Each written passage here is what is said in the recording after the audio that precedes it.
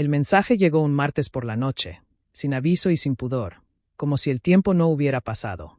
Ya estuve fuera lo suficiente. Estoy lista para volver a ser esposa. Lo leí 2 veces, no porque no lo entendiera, sino porque me sorprendió lo poco que sentí. Ni rabia, ni ansiedad, ni ese nudo en el estómago que durante 25 años había acompañado cualquier palabra suya. Solo una calma extraña, casi ajena, como si el mensaje no fuera para mí. No respondí. No hacía falta. Al día siguiente, a media tarde, escuché el sonido del auto estacionándose frente a la casa. Reconocería ese motor en cualquier parte. Siempre le gustaron los coches caros, incluso cuando no combinaban con nuestra realidad. El timbre sonó una sola vez, firme, segura, como quien está convencida de que al otro lado alguien la espera. Abrí la puerta. Y fue entonces cuando todo se detuvo. No fue mi cara lo que la dejó inmóvil. Yo lo supe al instante. Fue la expresión de la mujer que estaba a mi lado, con mi brazo rodeándole la cintura, sonriendo con una serenidad que yo nunca había conocido en más de 2 décadas de matrimonio con Clara. La maleta de ruedas, una de esas marcas de diseñador que cuestan más de lo que yo ganaba en una semana, se le escapó de la mano y cayó en el porche con un golpe seco. Su rostro se volvió de un blanco enfermizo, como si alguien hubiera drenado la sangre de golpe. Sus labios, pintados con ese rojo exacto que siempre decía que no era para cualquiera, se abrieron y cerraron sin emitir sonido. «Hola, Clara», dije, sorprendido de lo estable que sonó mi voz. «Llegas sin avisar». Sus ojos saltaron de mí a Laura, y de Laura a mí otra vez, buscando una grieta, una risa contenida, cualquier señal de que aquello era una broma cruel. No la encontró. «¿Qué? ¿Qué es esto?», logró decir al fin. Laura no se movió. No dijo una palabra. Su sola presencia hablaba con más claridad que cualquier discurso, tranquila, firme, sin necesidad de imponerse. Apreté un poco su mano, y ella respondió con la misma presión, como si me recordara que estaba ahí, que esto no era un recuerdo ni un ajuste de cuentas. «Clara», continué, «te presento a Laura. Es mi prometida». La palabra cayó entre nosotros como un objeto pesado. «¿Prometida?», repitió ella, en un hilo de voz. «Esto es absurdo. Solo estuve fuera 1 año. 1 año que tú aceptaste». Laura respiró hondo, pero siguió en silencio. Siempre fue así. Sabía cuándo hablar y cuándo no hacía falta. 1 año. Ella lo decía como si hubiera sido una pausa breve, un paréntesis amable. Como si durante esos 365 días yo me hubiera quedado congelado, esperando, cuidando un lugar que ya no existía. «Ese año», respondí, «fue suficiente para muchas cosas, Clara». Su mirada se endureció apenas. «Tenemos que hablar a solas», dijo. «Esto no es apropiado». Negué con la cabeza. «No hay nada que hablar. Recibí los papeles del divorcio hace 6 meses. Los firmé. Todo quedó finalizado hace 4. Legalmente, ya no somos nada». El color volvió a su rostro, pero no como alivio, sino como furia. «Eso fue un error». Estalló. «Mi abogado se equivocó.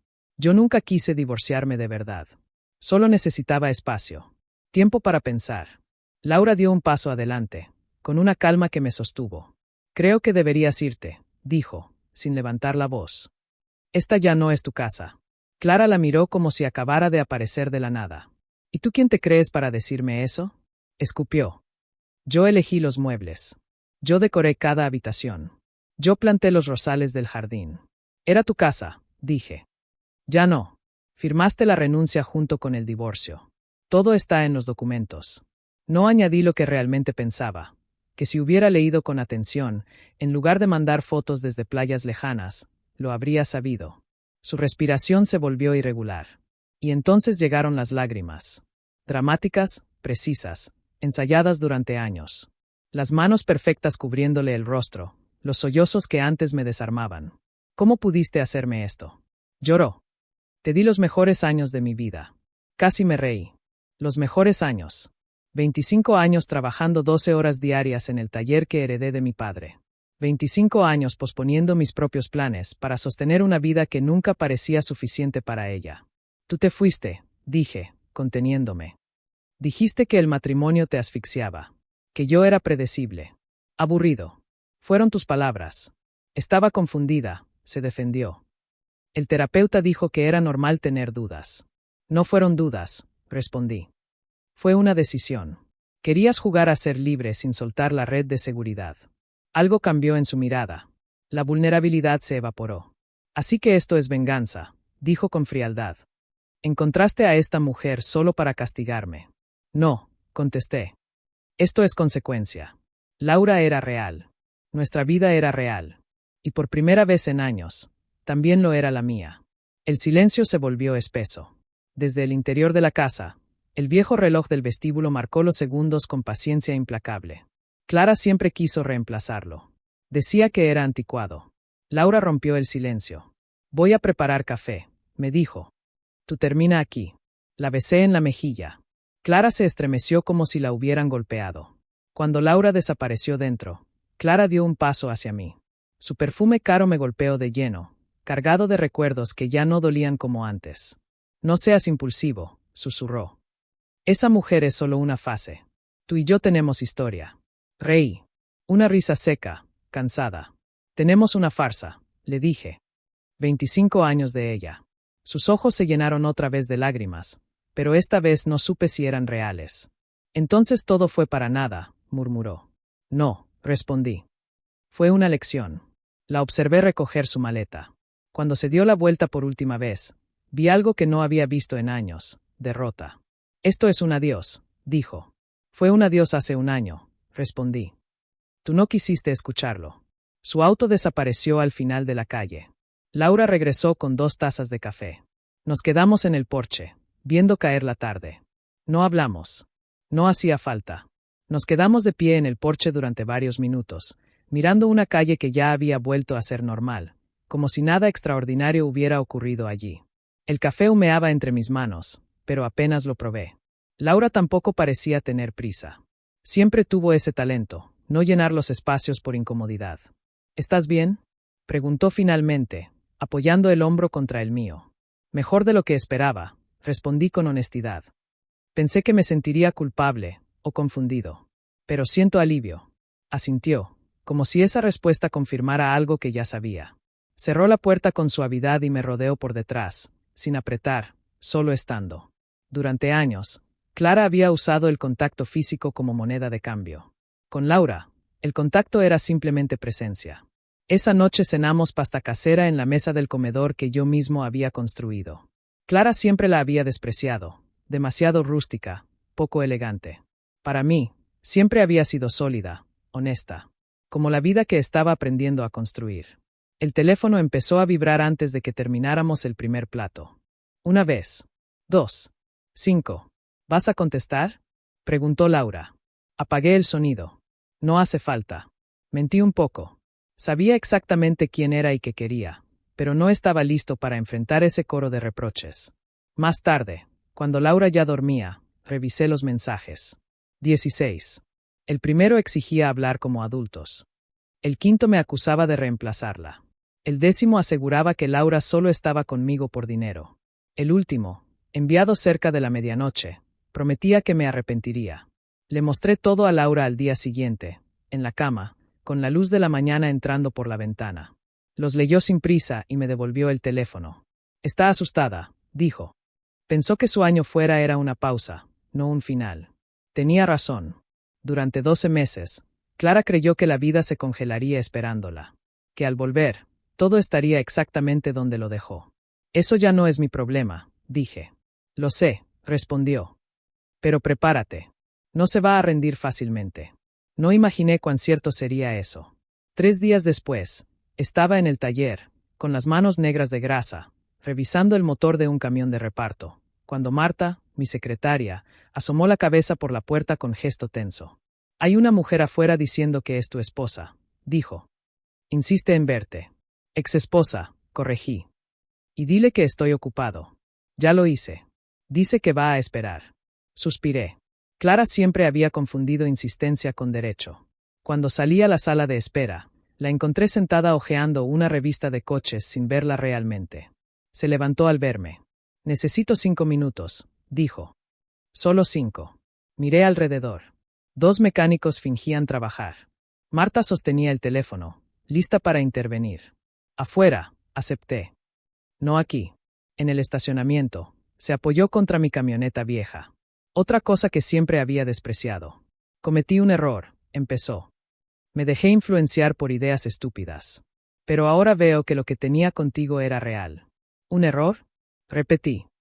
¿Eso llamas a un año entero de abandono? 25 años no se tiran por un mal año, insistió. La gente merece segundas oportunidades. Ya las tuviste, respondí. Muchas. Su rostro se contrajo. Con ella sí haces todo lo que yo pedí, acusó. Atención. Salidas. Cariño. La miré con cansancio.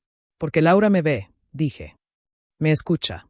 No me trata como un accesorio útil. Eso no es justo, protestó. No es nuevo, contesté. Solo es verdad. Cuando regresé al taller, Marta me miró con aprobación. Ya era hora, dijo.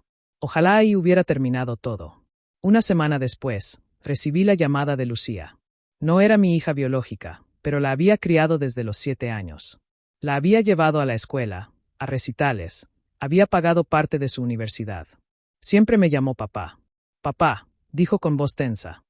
Mamá está muy mal. Cerré los ojos. Lucía, estamos divorciados, respondí. Eso pasó hace meses.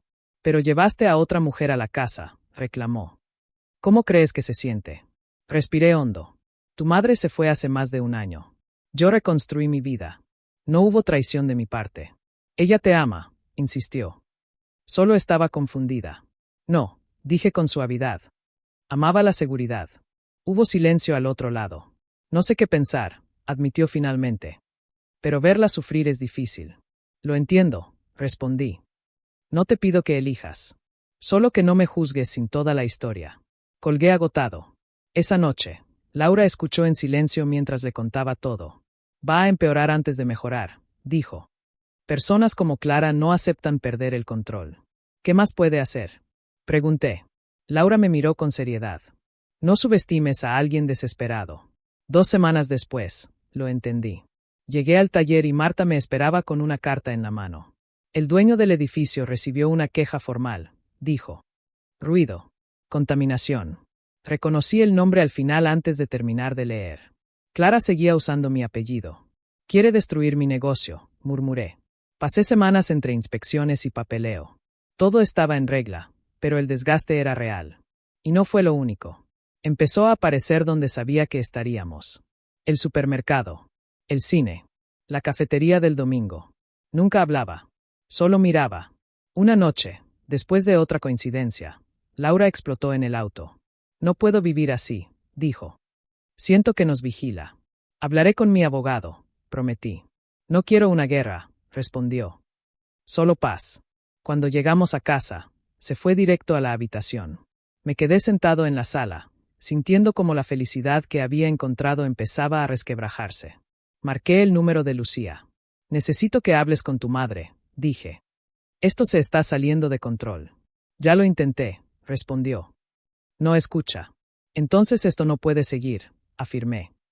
Está afectando todo. Hubo una pausa. Si no se detiene, dijo finalmente, quizá tengas que pedir una orden de restricción. La idea me revolvió el estómago.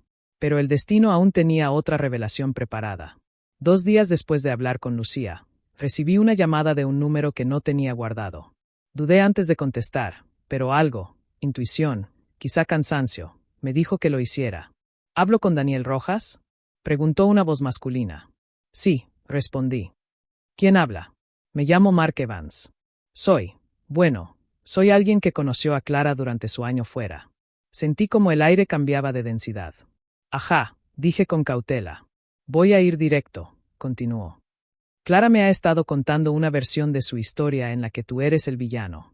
El esposo cruel que la reemplazó sin darle oportunidad de explicarse. Pero hay cosas que no cuadraban. Me apoyé contra el banco de trabajo. Porque yo fui la persona con la que estuvo durante ese año. El mundo se quedó en silencio. Nos conocimos en un retiro de bienestar en Centroamérica, continuó. 8 meses juntos. Nunca mencionó que estaba casada. Jamás. Tragué saliva. Dijo que estaba divorciada, añadió. Hablamos de futuro. De mudarnos juntos cuando regresara. ¿Qué pasó? Pregunté, casi sin voz. Se aburrió, respondió. Un día dijo que tenía que volver a casa. Luego desapareció. Dejó de responder mensajes. Como si yo nunca hubiera existido. Cerré los ojos. ¿Por qué me llamas ahora? Pregunté. Porque la vi hace 2 semanas, dijo. Estaba llorando en un bar, hablando de su esposo que la había traicionado. Cuando entendí la verdad, supe que nos había mentido a ambos. Guardé silencio. Mereces saberlo, añadió. Y un consejo, no dejes que arruine lo que tienes ahora. Colgué y me quedé sentado durante un largo rato. Todo su relato del autodescubrimiento había sido una mentira cuidadosamente construida. Esa noche se lo conté todo a Laura. Me escuchó sin interrumpir y luego me abrazó. ¿Cómo te sientes? Preguntó. Aliviado, admití. Ya no hay dudas. Entonces sabes lo que tienes que hacer, dijo. Asentí. Al día siguiente le escribí a Clara. Necesitamos hablar. Una última vez. Aceptó de inmediato. Nos encontramos en un café céntrico, neutral, lleno de gente. Clara llegó puntual, arreglada como si fuera una cita. Sabía que reconsiderarías, empezó. Hablé con Mark, la interrumpí. Su rostro perdió el color. Mark, susurró. El hombre con el que estuviste 8 meses. Al que le mentiste. Intentó negarlo, pero la detuve. Has intentado destruir mi negocio. Has acosado a Laura. Has manipulado a Lucía. Todo mientras fingías ser la víctima. Las lágrimas arruinaron su maquillaje. Fue un error, dijo. No, respondí. Fue una decisión. Saqué un sobre y lo deslicé sobre la mesa. Es una orden de cese y desistimiento. Si no paras, pediré una restricción formal. ¿Me estás amenazando? Escupió. Te estoy poniendo límites. Me levanté sin esperar respuesta. Esa conversación fue el punto de quiebre. Las apariciones cesaron. Las llamadas también. Como si algo dentro de ella finalmente se hubiera roto, o rendido. Un mes después, recibí una carta manuscrita. Clara admitía errores. Hablaba de terapia. Decía que se mudaría lejos para empezar de nuevo. No pedía volver. Solo se disculpaba. Laura leyó la carta conmigo. ¿Vas a responder? Preguntó. No lo sé, dije. Al final, no lo hice. No por rencor, sino porque ya no había nada más que decir. La sombra empezó a disiparse. Lucía llamó tiempo después para decirme que su madre se había mudado y estaba más tranquila. Incluso estaba conociendo a alguien. Me alegro por ella, dije, sorprendido de sentirlo de verdad. La vida siguió. El taller prosperó. Laura y yo nos afianzamos. Dormía mejor. Reía más. Un día, Lucía llegó al taller con su esposo y mis nietos. Me abrazaron como si nada hubiera cambiado. Como si todo, al final, hubiera encontrado su lugar. Quiero decirte algo, me dijo Lucía. Lamento no haberte creído antes. Todo está bien, respondí. De verdad. Esa noche, mientras Laura y yo hablábamos en la cocina, las palabras salieron solas. Te amo. Ella sonrió, sin sorpresa. Yo también.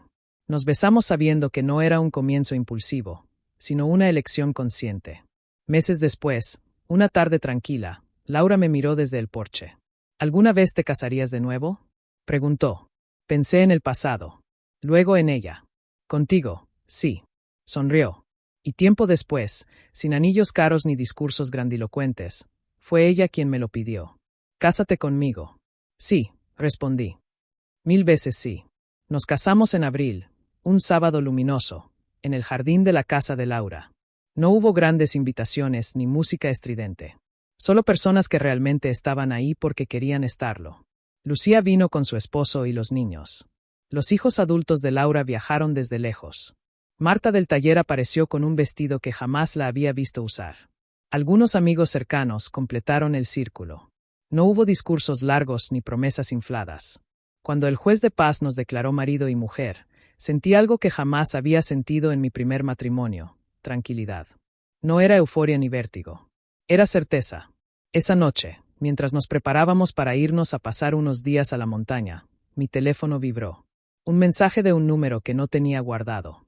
Vi las fotos. Te ves feliz. Me alegro por ti. Cuídala. No respondí. No hacía falta. Por primera vez, el pasado no pedía nada. Los meses siguientes se acomodaron con una naturalidad que aún me sorprendía. Nos mudamos a una casa nueva, más pequeña que la anterior, pero sin fantasmas. Cada rincón era futuro, no recuerdo. El taller siguió creciendo. Marta se semiretiró y contraté a un muchacho joven, Tomás, con la misma hambre de aprender que yo había tenido a su edad. Laura seguía enseñando en la universidad. Volvía cada tarde con historias, ideas, cansancio honesto. Compartíamos rutinas simples, café en el porche, cenas cocinadas juntos, lecturas en silencio. No necesitábamos llenar cada minuto. Lucía dio a luz a su tercer hijo y, cuando me pidió permiso para ponerle mi nombre, no pude hablar durante varios minutos. Sostener a ese bebé fue como cerrar un círculo que nunca supe que estaba abierto. Clara se volvió una figura lejana, presente solo a través de Lucía, sin drama, sin reproches. Estaba rehaciendo su vida. Y yo, por primera vez, no sentía la necesidad de vigilar la suya. Un día de otoño, mientras preparábamos la casa para recibir a toda la familia, sonó mi teléfono. Era un número de otra ciudad. «Hola, Daniel», dijo Clara. «Solo quería decirte algo yo misma. Me voy a casar». Hubo un silencio breve. «Felicidades», respondí, sincero. «Gracias. Sé que suena extraño, pero esta vez es distinto. Y necesitaba que lo supieras». «Me alegra escucharlo», dije. «De verdad». Colgué y Laura me miró desde la cocina. «¿Estás bien?» «Sí», respondí. «Creo que todos lo estamos, al fin». El día de Acción de Gracias reunimos a casi 20 personas en casa. Risas, ruido, platos por todas partes. Antes de comer, Laura propuso que cada uno dijera algo por lo que estaba agradecido. Cuando llegó mi turno, miré alrededor. «Estoy agradecido por las segundas oportunidades», dije. «Por aprender que nunca es tarde para empezar de nuevo. Y por esta mujer», añadí, señalando a Laura, «que me enseñó que el amor no tiene que doler para ser real». Esa noche, cuando todos se fueron y la casa volvió al silencio, Laura me abrazó desde atrás mientras lavaba las copas. «¿Qué le dijiste a Tomás hoy?», preguntó. «Te escuché desde la cocina. Me preguntó cómo supe que eras la indicada», respondí. «¿Y?» «Le dije que amarte es fácil». Se rió suavemente. «Nadie me había dicho eso antes». «Porque nunca tuviste que demostrar nada», respondí. «Solo ser». Nos acostamos cansados, plenos, en paz. A veces pienso en aquel mensaje inicial, el que llegó como si nada hubiera cambiado. Si lo hubiera recibido un año antes, me habría destruido. Pero llegó cuando ya no podía hacerlo. Porque el verdadero costo de la traición no fue perder un matrimonio. Fue perder el derecho a regresar. Y al final, esa pérdida fue lo que me salvó. Por favor, danos un like si disfrutaste de este video, y no olvides compartirlo con cualquier persona que pienses que podría encontrar este tema fascinante. Tu apoyo nos ayuda a seguir creando contenido de calidad y nos motiva a seguir explorando historias tan intrigantes como esta. Gracias por ser parte de nuestra comunidad.